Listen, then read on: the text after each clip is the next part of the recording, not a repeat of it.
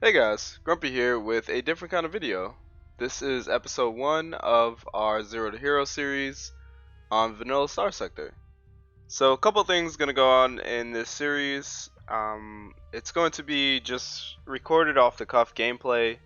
I'm not really gonna edit it. I might edit it as we go on, but just gonna do it kind of freeform, just going along.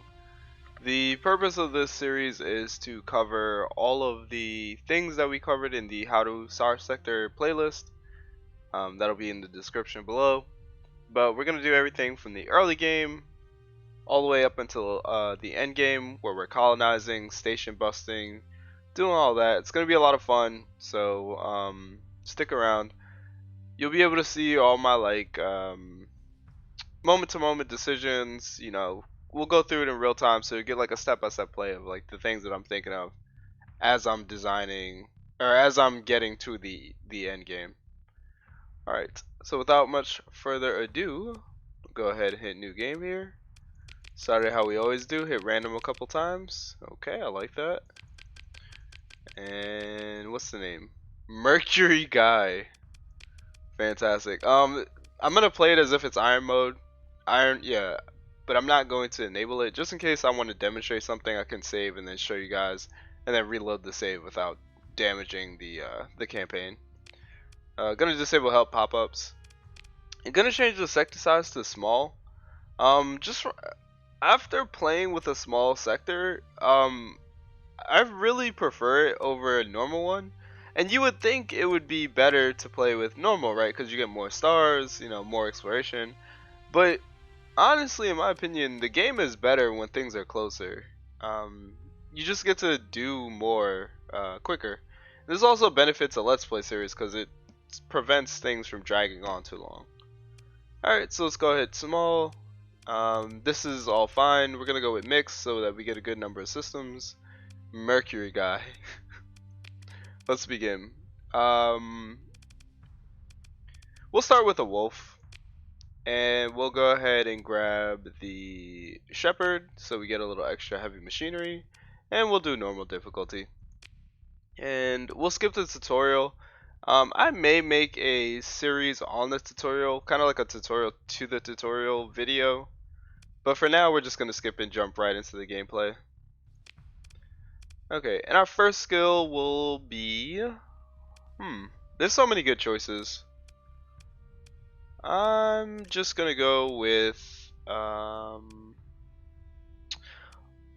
let's go with... It's either crew training or wolfpack tactics. Let's go crew training. The extra combat readiness is going to give us a few perks in game. In game. In combat. I wish you could take a perk that helped you in real life. But no, this will help us in combat. And I can demonstrate that right away. Okay, so let's pause immediately. There's a couple things we need to do at the start, but before we do any of that, I just want to show off combat readiness. So in case you don't know, you can change your combat readiness. Not really, it just simulates what it would be. So we could simulate what low CR would look like if we had 10%. And then if you hover over combat readiness, it says current CR is 10%, speed maneuverability minus 8, damage taken plus 8, damage dealt minus 8, and then auto fire, blah blah. So by taking crew training, we gain an additional 15% CR. So as normally we would start with 70%. You don't get any buffs, but you also don't have any malices. You don't start taking malices until you're below 50. So 49 is the threshold. You start taking auto fire accuracy. And every point after that, you start taking more and more penalties. But by being at 85, here we have more speed, more maneuverability, more accuracy, more damage dealt, and less damage taken. So that's the benefit of having additional combat readiness. And it goes all the way up to 100, where you get plus 10 and everything. And you get excellent auto fire accuracy. Okay, so a couple things. First thing I like to do is I like to adjust my bar. So changing this out for sustain burn, swapping this out for scavenging, I leave 5 blank because autosave is F5 for me, and I've hit the 5 key so many times just trying to save. So let's not do that. 6 will reserve for transverse jump when we get it. We don't have it right now. Next up we have interdict pulse, and this is our flexible slot. So when we get neutrino detector or other perks, we can put them in slot 9, but right now we don't have any, so we don't have to worry about that. Let's go ahead and save again so that the game remembers this. Okay, so you start the game in Corvus. You are a fleet based on whichever start you choose.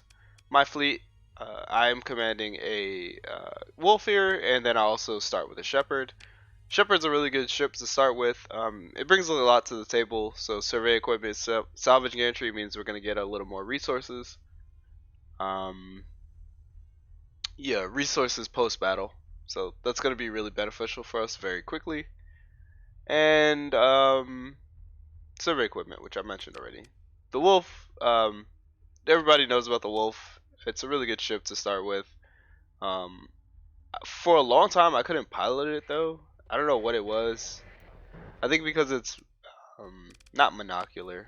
How should I describe this?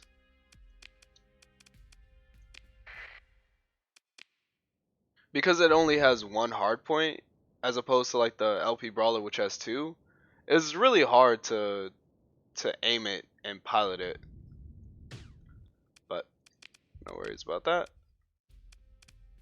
Alright, so let's go ahead and do it. 2 things. Let's see what's on sale. We have a mining blaster, so I'll swap the pulse laser out for the mining blaster. Next up, they have an antimatter blaster, which we could get. We have sabos. Let's do some modification here. Okay, so we talked about this in the energy guide. You want to pair your energy weapons with kinetic weapons. So kinetic weapons are going to do the shield damage. Your energy weapons are going to do damage to armor and then to hull. So that's why I'm purchasing sabos. The PD lasers are okay.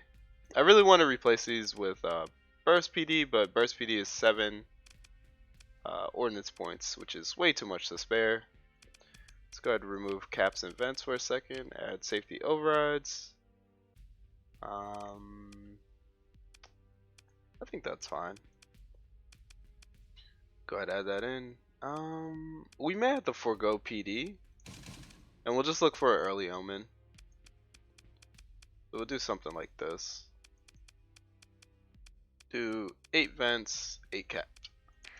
And then you, my brother, we'll go ahead with missiles, and we'll swap the salamander out for harpoon MRM, and then we'll swap the Vulcan cannon for a light autocannon. We could replace reinforced bulkheads with militarized subsystem, and where are you at? We can't get safety overrides, which is unfortunate, but that's okay. We'll give you it's either expanded cargo holds or fuel tanks. Fuel tanks gets us 30 fuel cap. Cargo holds gets us 30 cargo. I think cargo is going to be a little more important at the start here. Or we could do additional berthing.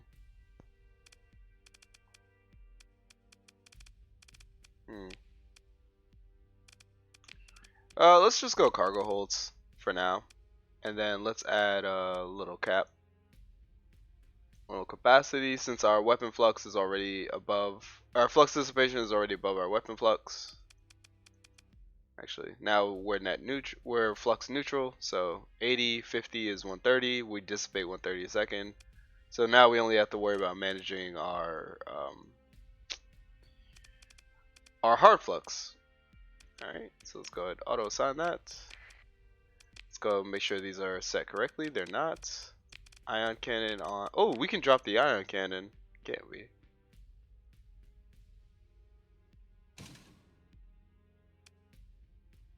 And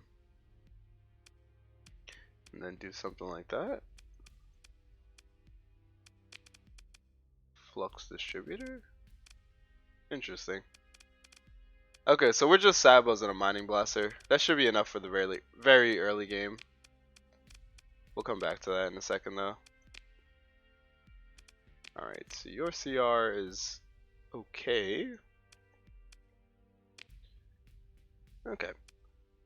So that's a little adjusting to our fleet. Let's make sure, I don't think I finished setting this, weapon groups. Yeah, sabos linked. Not on auto fire, that would be devastating. And mining blaster. Okay. So let's look at ships. Let's see what they have on offer. Nothing particularly exciting. And then in the black markets, again, nothing too interesting. I'm really looking for a freighter here, something that can that we can carry our loot around in. We have a dram, but I don't think we need a dram quite yet. We could get a lasher. Ooh, we could get a vigilance. Let's see. What missiles do they have on offer? They have another rocket pod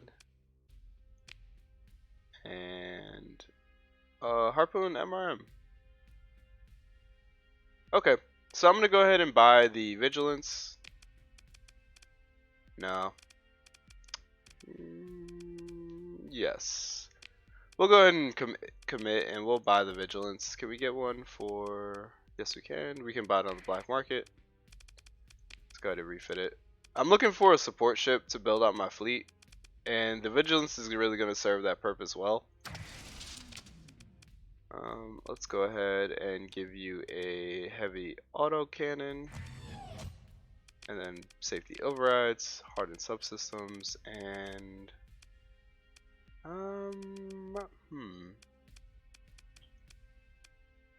let's just do that. That's fine. Okay, and then this is the fleet. Of course, crew under strength. That's no problem. We'll just buy some crew. Just as much as we need. We can get crew cheaper elsewhere. And that's the first step. So the first step is getting my fleet together. We wanted a cargo ship. We didn't get one, but we did find the Vigilance, which is going to be nice for us. So that's definitely a boon. And then the first thing I like to do is sell off the heavy machinery that you start with. So it looks like we're making a trip to either Hesperus or Umbra. I'm going to opt for Umbra because that's a little closer to me. And the prices are relatively close. 330 versus 329 doesn't really make a difference who we sell to. Selling to the pirates is probably going to be better. And finally, I want to look at mods that are available. Let's buy.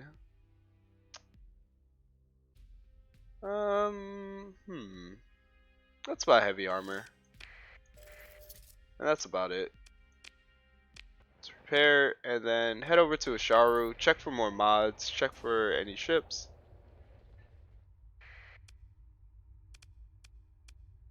We can change that to emergency burn.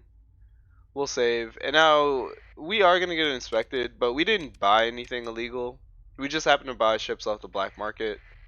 So when he conducts his scan, he'll find nothing, and then we can leave. Don't be afraid to trade on the black market. The only thing you need to know is that as long as you're not carrying contraband with the related faction, you won't get into trouble with them. Alright, expanded deck crew, makeshift shield gem, resistive flux conduits. Okay, so this is what I was talking about when I went over this in the whole mod guide. Whole mods repeat, so you just want to buy them if you can afford them. Right now I can't really afford them, so we'll just wait until we get well, I can buy a makeshift shield gen. Let's buy that. But other than that, we have to wait because now our credit situation is a little tight. But no big deal. I'm also going to take this opportunity to buy some antimatter blasters because you never know when you're going to need them. Also, I'll buy one phase lance. Okay, and now we're down to 18 credits. No big deal. We're going to go over to Umbra and sell off these goods. Okay. Something I like to do on the map here is turn on our fuel range. And I believe that's it. Yep. Alright. Let's head over to Asconia. So I will try to tutorialize things in these videos, but I also have the tendency to play a little quickly. If it does become a problem, then I will. Ooh, there are pirates here. Um, then I will try to slow it down and intentionally, like, deliberate over my decision making. But really, I want the gameplay to come first and the tutorialization to come after. Okay, so here we have our first bit of combat. We have a mud skipper and a shepherd. Mud skippers, shepherds, and kites are going to be the most common enemies that you run into. The mud skipper does not have a shield, so it is a very easy target. But be aware that it does have a large ballistic slot. If you look down at mounts, it does have a large ballistic slot here. So sometimes it'll have hellbores or Mark 9 cannons, so you do need to be aware of that. If it shoots you in the rear with like a Hephaestus, it won't instantly kill you, but it'll do a lot of damage. A hellbore, if it catches you without your shields up, can likely kill you. And then shepherds, they're good utility like all-arounders. And you do have to be aware that they have boar drones, but if you can overload their shields, which we can, we have sabos, then they're not too much of a threat. Alright, so let's go ahead and pursue them. We'll take command of the action. So this is the pursuit phase. I'm just going to deploy myself to really encourage them to stay and fight. But it doesn't look like they're particularly interested. Okay. And this is the sacrifice of opting for no PD.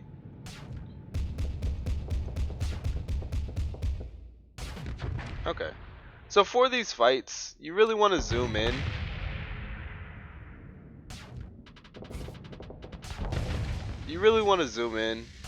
Because there are no threats around you. You can afford this level of focus. Alright, just to make sure every shot counts. And just like that, our first bit of combat is concluded. So we'll go ahead and claim victory. I don't want a mud skipper. I'm not interested in that. Also, it'll cost us a story point, so we will forgo it. And then let's go ahead and pick up the loot. So a little bit of supply, just enough to cover combat, some fuel, and some heavy machinery.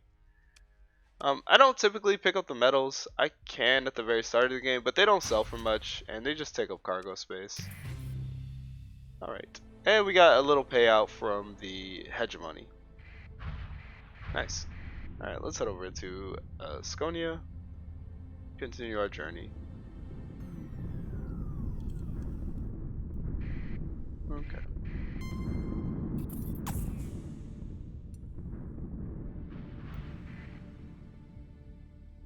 Something you'll see me do often, very often, is pausing and looking at the fleets around me. I'm looking for opportunities to attack merchant convoys because, in my opinion, hunting merchant convoys in the core worlds is probably one of the most profitable things you can do until you get to colonies. Also, I checked the map. Oh, I don't have transverse jump. Normally I check the map to see what planet I'm looking for, and the location of the planet will overlap with or correspond to these nascent gravity wells. So if I had transverse jump, which I don't, I usually pick transverse jump to start. But if I use transverse jump on this nascent gravity well, then I would be able to land directly on top of Umbra. It might be for the best that we can't do that, because jumping straight into a gravity well where there's a pirate base is a good way to get blown up. So let's go ahead and approach it with caution instead. Who are you? Yeah.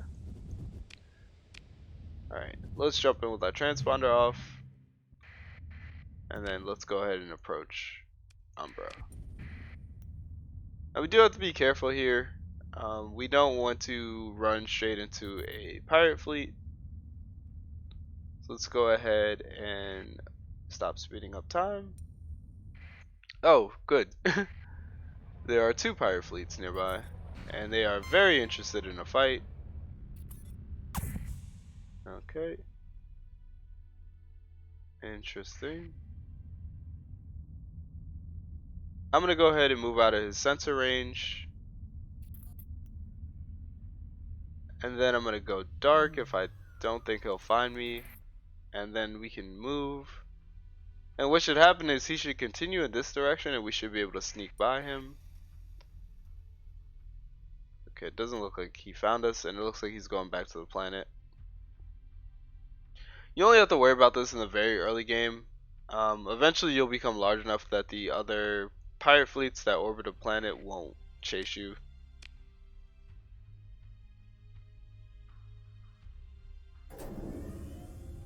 Alright. So Umbra may not be an option. We may have to go to Hephaestus. Oh. Unknown and traveling. As long as you get away from Umbra. Oh no. Okay. They're there and they know I'm here, but they don't seem interested in a fight. Let's go ahead and sell off our heavy machinery. We'll just sell all of it. And make sure you sell this on the black market, so you don't pay tariffs. It really, like, in most cases you want to sell things on the black market, but it definitely doesn't make sense to sell these goods to pirates on the open market and pay a 30% tariffs to the pirates. And we'll also sell the metal. And we're back up to 21 credits, or 21,000 credits. Okay. Neither one of these are what I'm looking for. What I'm really looking for is extended shields, and I don't see either there. We're gonna go ahead and load up on crew. Again, making sure you buy from the black market. And then as far as things we might want to purchase, you can check colony info and see what their surpluses are. So they have a surplus of marines, they have a surplus of crew, and a surplus of ore. I think I'm gonna buy the marines since they sell for the most. And then they have deficits of just about everything. Okay. Also, if you click on a commodity, it'll bring up the commodity window. What I like to do is click this button down here, only show colonies with excess stockpiles or shortages. And what this will show you are all the planets with excess of a good, and then the consumers will show you all the planets with deficits. So if we go to Chalcedon, there's a deficit of 1, 2, 3 marines. And Epiphany has a deficit of 1, 2, 3, 4. And I suspect if we go back to the trade screen and we check marines, if we press F1, Epiphany and Chalcedon are probably going to be the number 1 and the number 2 buyers for marines. Yep. And there they are. Epiphany is willing to pay up to 544 per marine. Chalcedon's willing to pay 355. So we can purchase these marines here for cheap. Unfortunately, we are gonna have to sell back the crew we just purchased. Actually, we can do one better. We can refit. We can refit our Shepherd. Instead of going for expanded cargo holds, we can go ahead and go for additional berthing. And we can also check to see if there are any transport ships available, which is a Mercury. I don't know if that's what we're looking for. Wayfarer. The workhorse of any pirate fleet. We can go ahead and buy the Wayfarer instead. And we can refit it. We can restore it. If we had the money. But we can go for additional berthing. And we can also go for... let's go for fuel tanks. And then let's go ahead, safety overrides it, harden subsystems, and then we can add in a couple of missiles here.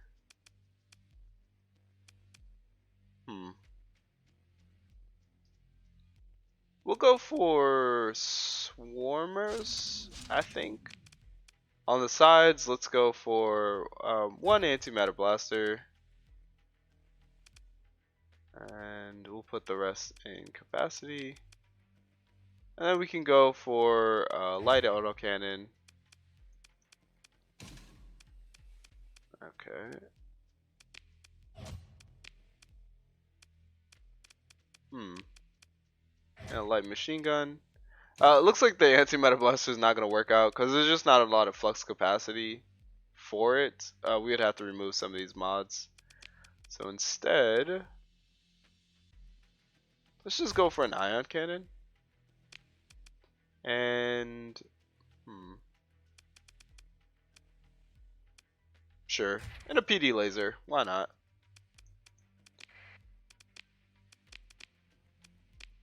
Okay. We'll swap these out because the lack of symmetry is bothering me. Light autocannon, and you can get the light machine gun. I believe that's it. Okay, so this is a squad now. Let's go ahead and fill up on Marines, as many as we can.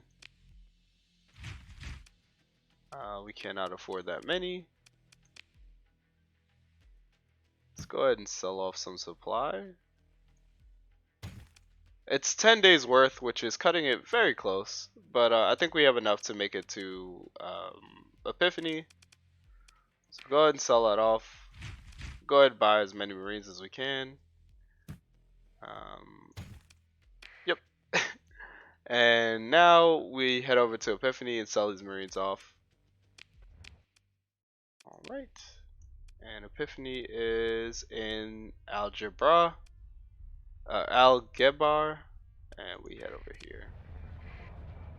Okay, so a little successful trading.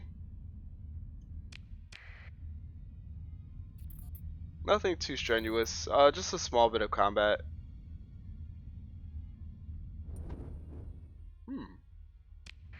There's an entity there. I'm not sure what it was though. Okay.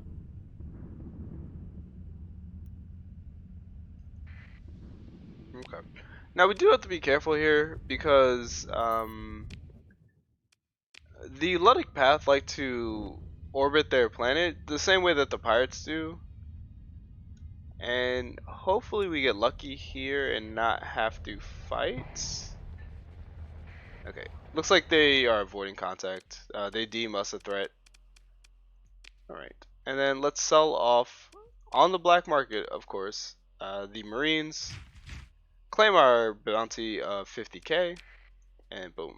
So first successful trade made, and I think this is a good place to end the first episode after we purchase expanded magazines and converted hanger and learn these. So thank you so much for joining me on our first episode. So we started with about 20k and 2 frigates. We're up to 4 frigates already. Have a very small bankroll, 45k. But our next step is going to be securing a freighter. So we're going to be on the lookout in the next episode for a Buffalo, anything to expand our cargo, or another decent combat freighter. And then we're going to start attacking some convoys, make some really good money, and then after that we'll get into exploration. But that's getting far ahead. Hope you guys enjoyed this first episode. Let me know what you think. Other than that, Grumpy out.